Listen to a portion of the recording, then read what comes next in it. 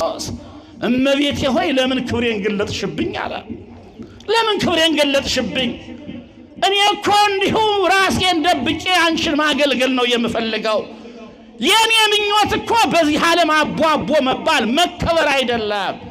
የኔ ምኞት የኔ ፍላጎት የክርስቶስን መንግስት መውረስ ነው አለ ገብረ ክርስቶስ። አቤትኛ ብንሆን እንኳን ድንግል ማርያም ክብራችንን ገልጣው እናንተ እንኳን የሌለንን ስም ስትሰጡን አንዳንዴ እኮ ጫማችን ላይ ወድቃችሁ ጫማችንን ስትሰሙ መስቀላችን ለመሳለም ስትራገጡ እኮ የሚሰማን ነገር አለ። የሌለን ቅድስና ያለን ይመስለናል። የሌለን ንጽህና ያለን ይመስለናል። የሌለን ክብር ያለን ይመስለናል። ዛሬ አባቦ ለመባል አይደለም እንዴ ብዙ ሰው አንዳንዱ ሰውነቱን እየገረፈ ውሸቱን እኮ ነው። ሰው ጠፍቶ እዚያ ሰውነቱን ሲገርፍ ያ እሱ የሚቀልድበትን ሰንሰለት አልስቶ አንድ ወጠምሻ ቢለው እኮ እዚያ አይቆምም። እንዲሁ ህዝቡን ለማታለል አንዳንዱ ጸጉሩን ያሳድጋል፣ አንዳንዱ በየቦታው መለከት ያስነፋል።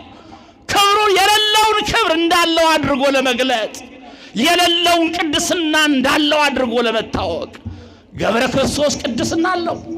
ገብረ ክርስቶስ ክብር አለው። ክብር ያለው ቅድስና ያለው ግን ክብር አይገለጥ አለ።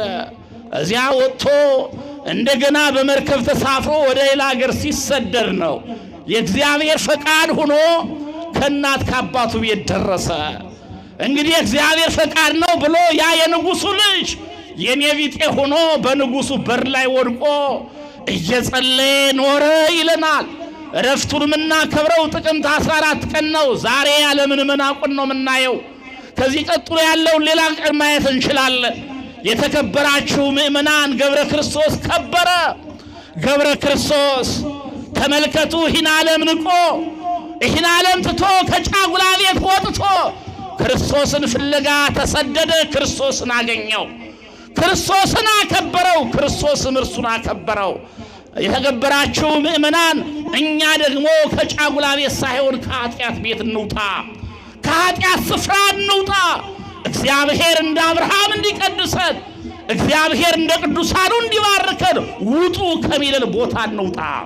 አብርሃምን እኮ አብርሃም አብርሃም ጻእ እምሀገርከ ወተፈለጥ እምአዝማዲከ፣ አብርሃም ሆይ ጣዖት ከሚመለክበት ምድር ጣዖት ከሚያመልኩት ዘመዶች ተለይተህ ውጣ ነው ያለው።